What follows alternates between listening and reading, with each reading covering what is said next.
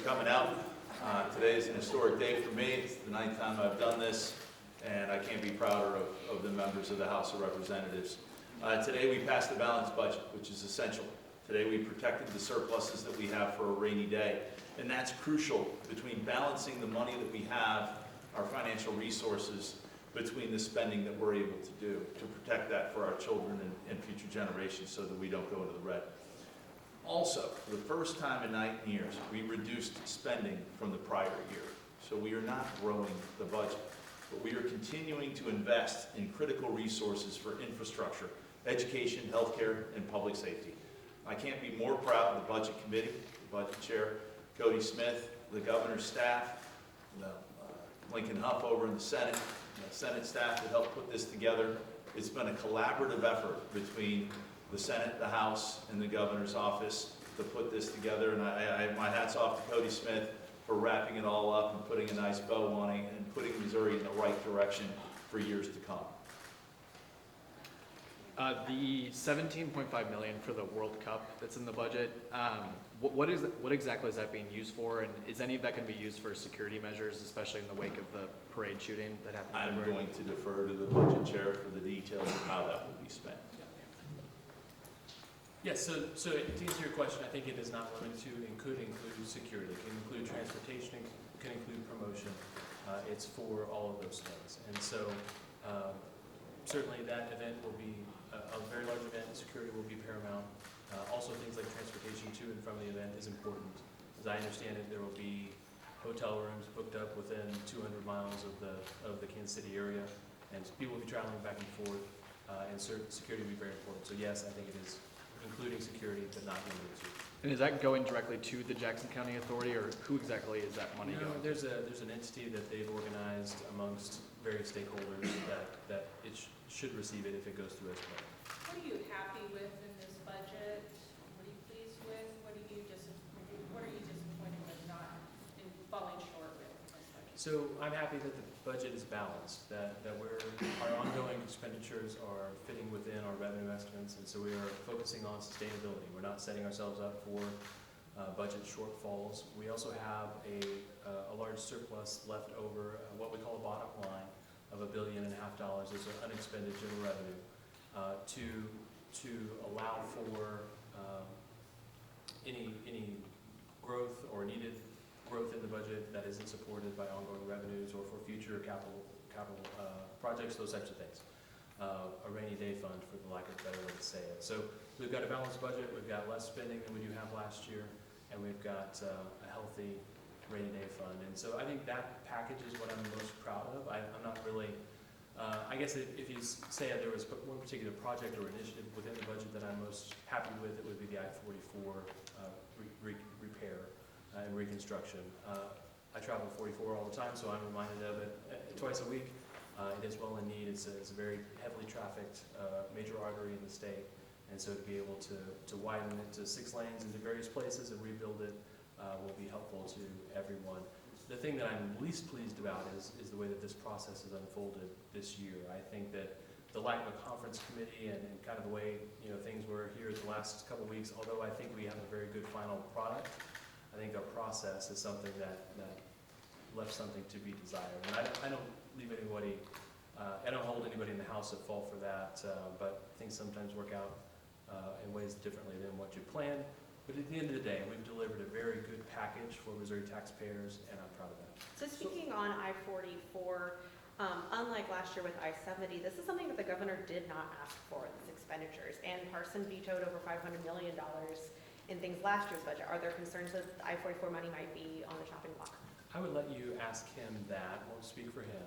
My hope is that he would be supportive of this. Obviously, when he came into office, his priorities were transportation, infrastructure, and workforce development. And if I had a nickel for every time he said those words, I might not be in the Missouri House anymore.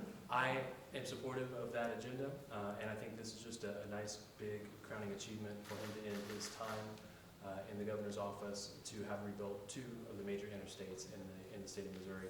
And so I'm hopeful that he will support it, and I think we've structured it in a way that is fiscally responsible, that leaves, again, that healthy bottom line, so that we're not breaking the bank to do it, and so I'm hopeful that he would be supportive of it. And if I may, I'll say that, Can you get in the mic then so I can Sure. hear? Thank you. Interstate 70 doesn't serve all Missourians directly, right? As our budget chair said, he's on Interstate 44, there's other people on 70. But if you look at what we did last year, it was hard to get people that don't live along 70 to want to vote for 70. They said, what about my area? And if you look at the budget we put together this year, it helps complement what we did last year. Significant investment in 44, also 67 down in Poplar Bluff, also $100 million in rural roads. So we're spreading the resources across Missouri to ensure that all Missourians have access to safe roads. I want to piggyback off that real quick for I-44. This number that's in here, this 727 million, it's a little bit less than what the House sub originally had in it.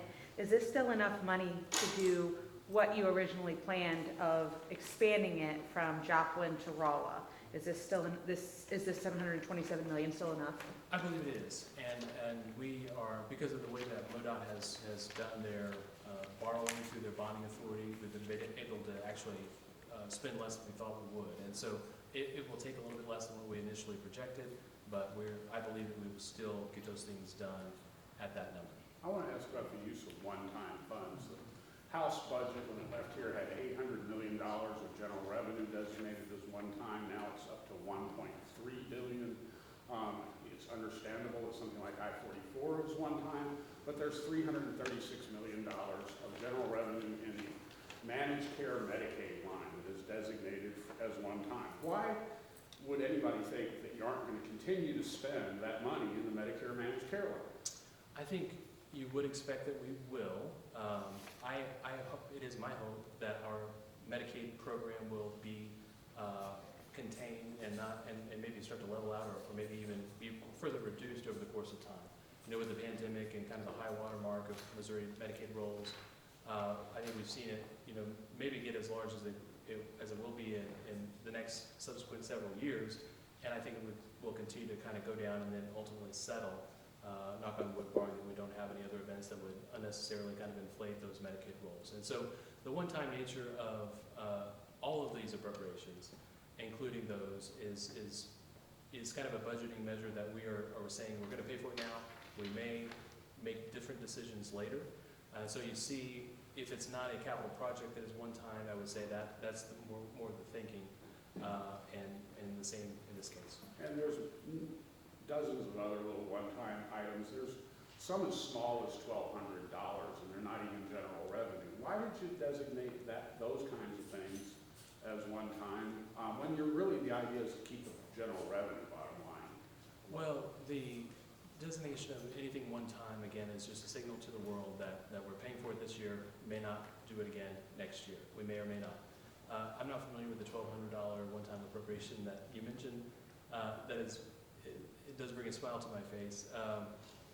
But organizationally, you know, we're trying to go through, clean these bills up, make sure that we agree what's ongoing, what's one time. I think there's a big difference to be had there. And again, the way that people understand how these things may continue over the course of time, it's important to organize these things, and we've probably done more of that this year as a way to, again, signal to the world we've had relatively flat revenues and consider or expect those to be the case here in this next fiscal year. We don't know exactly what it might look like in FY26, but we are preparing for that to continue to be the case. I do expect that we will have some revenue growth after this next fiscal year, but in the short term, revenues are flat, and if they continue to be flat, then we are well prepared for that. So On one the more process- question. There's a $2.5 million appropriation in the public safety budget for firearms detection technology at schools. And I think you inserted that.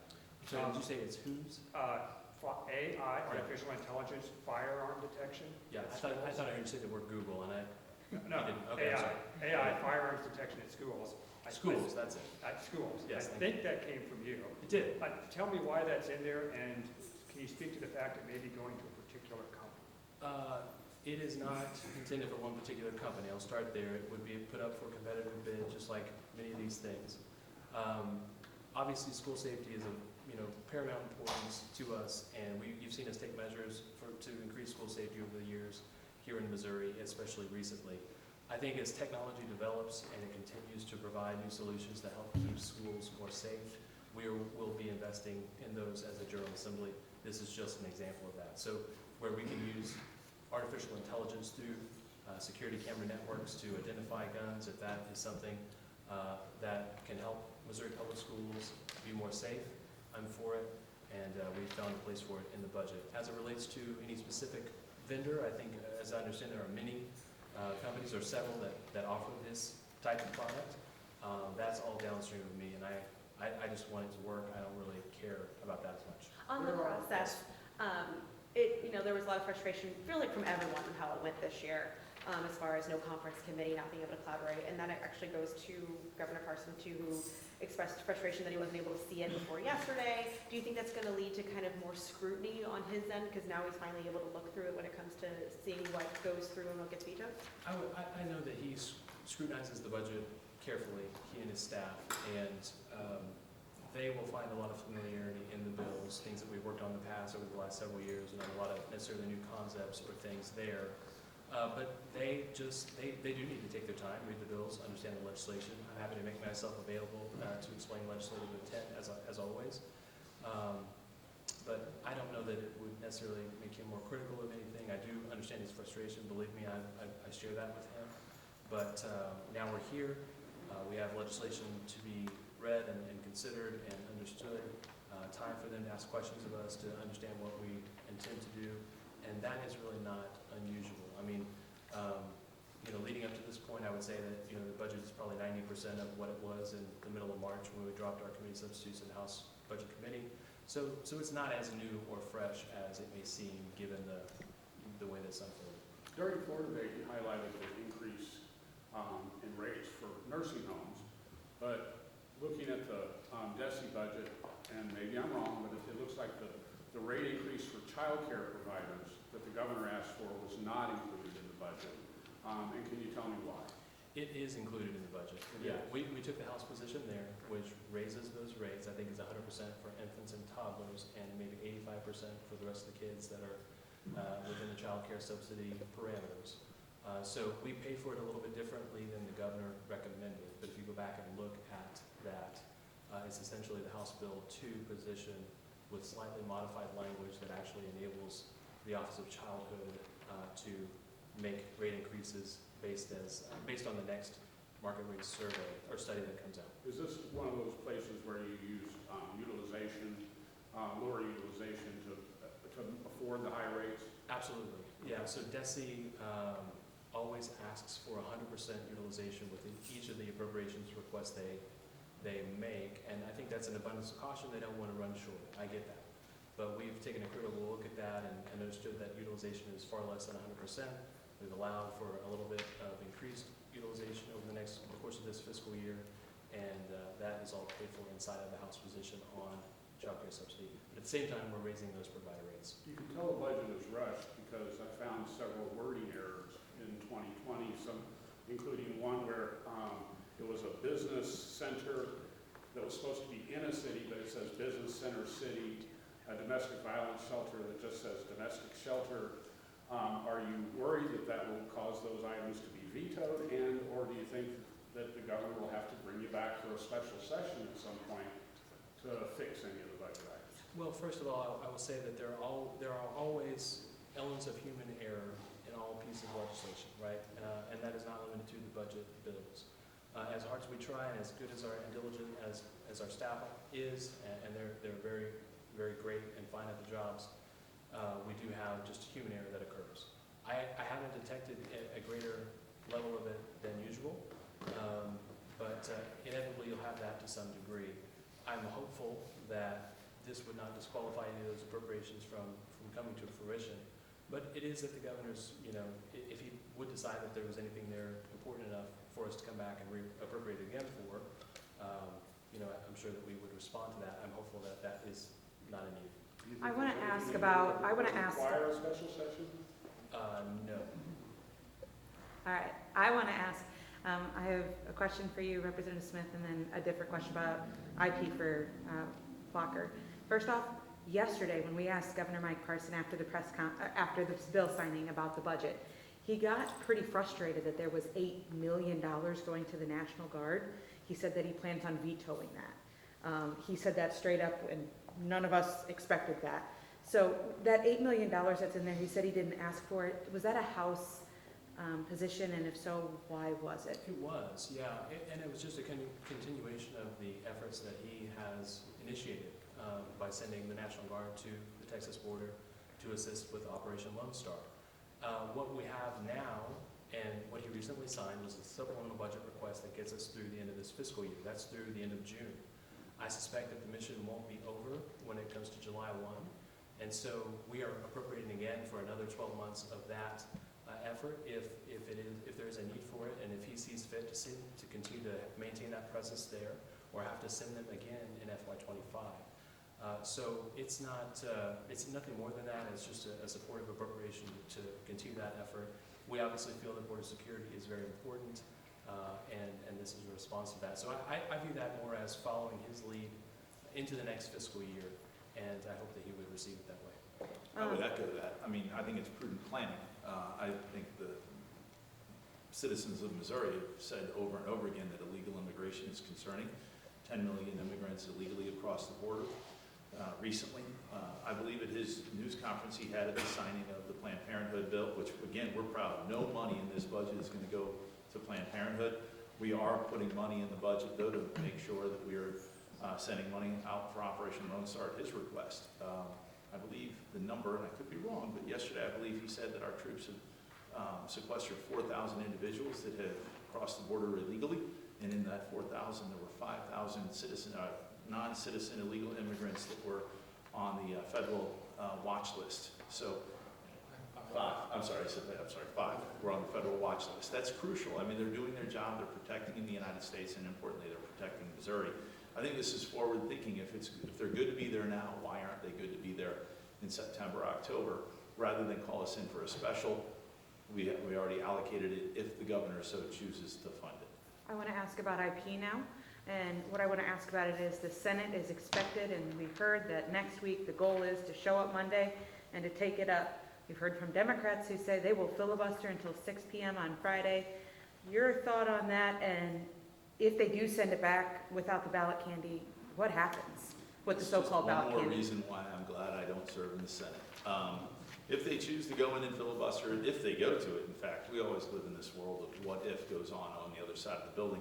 If they go to the bill on Monday and they choose to filibuster till Friday, that's on them. That's their sandbox. That's a lot of waking hours, a lot of little sleep, and it is what it is. I mean, I've always stood for constitutional initiative petition reform, where the voters need to be informed. Our Constitution needs to be protected, and we must protect ourselves from out-of-state interest. So we have passed IP reform out of this body 6 years now. Our members have stood by that. We had a press conference here not but a week ago. We ask that it be brought up. We stand strongly behind that. Then I welcome the Senate to bring it up Monday and hopefully just truly the bill. Last question. What are you doing next week? Oh. I had meetings today on what we're going to do. I mean, we hope to be in session. We're signed up through 6 o'clock on the 17th, and I hope that we're diligently working for the citizens of Missouri through that. Predicated upon that, though, is the other side of the building working for the citizens of Missouri through 6 p.m. on the 17th as well. We have a number of Senate bills on the calendar, as you perhaps noticed. We will be working through Senate bills, I imagine. Representative Patterson, our floor leader, has done a phenomenal job of packaging some things together to send over to the Senate. I imagine we'll continue to do that. We'll wait to receive packages back from the Senate, and our leadership team that we have over here that I'm proud to be with will work hard to push our agenda forward for the citizens of Missouri. FRA is now in your chamber. Do you expect smooth sailing with the FRA? Yes, I referred FRA to rules. I believe it'll have a rules hearing on Monday. Committee hearing, budget hearing on Monday. Rules, I hope Wednesday we can get to it, Thursday. It's critical to the budget that we just passed. I can't be more proud of my members. Smith, are you carrying that over here? I believe so. Okay. Just asking. We just did a lot today. I can't be, like I said, more proud of my members. We'll tackle the FRA on Monday, and Representative Smith will have yet one more hurdle to clear that'll take a lot of hard work and that he's put his heart and soul into. So thank you all for coming. look forward to seeing you next week. And will you have a press conference next week? I hope so.